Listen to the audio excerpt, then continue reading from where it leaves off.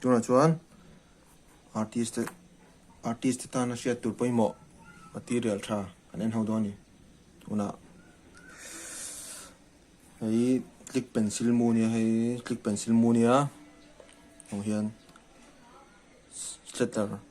ani somsari mania tau ra use ka ni hei cheng so man ania kemlin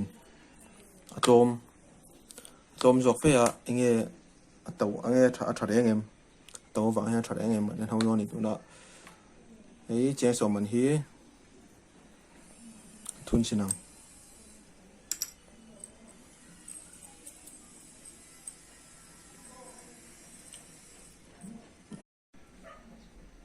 tuan thun sin do na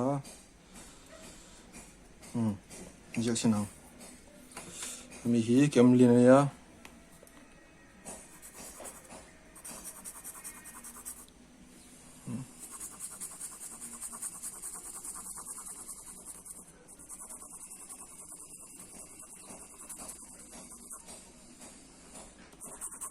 ya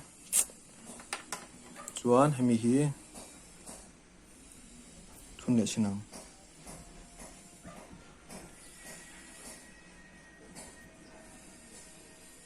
somsari man hei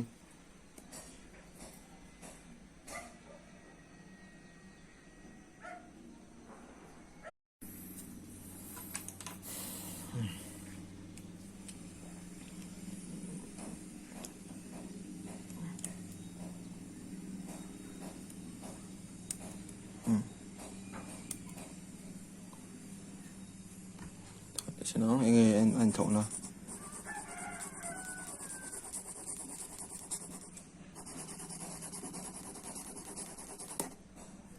bung ma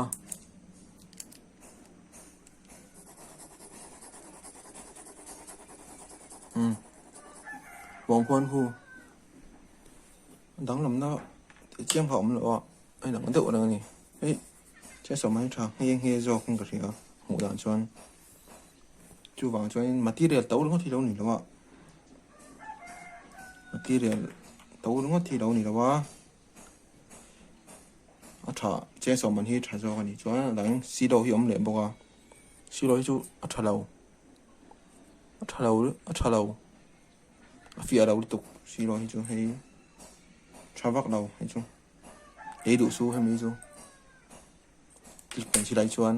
hemi hi thabel lo thabel ni hi sang oma hei